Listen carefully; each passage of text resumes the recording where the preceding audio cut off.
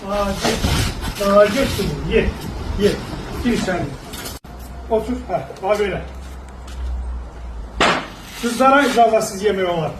Oğlanlara olmaz. Erkəklər səbirli olmalıdır, hövsələli olmalıdır. Belə. Malazet, gözlə. Mən icazə verəndən sonra gəlsin, Sezar. Mənim icazəmsiz olmaz yemək. Onlar komandası verilməyib belə. Belə. Nə qədər yekə olsan da ağıllı olmalısın. Malazet, şey olar. Sezar, olar, ye. Bakın dostlar, itiniz hansı agresiyada olursa olsun veya hansı yekəlikdə olursa olsun, sizin icazəniz olmadan erkek etiniz yemek yeməli değil. Həmçinin dişi də, prosto dişilərə biraz ustupqa eləyirik də.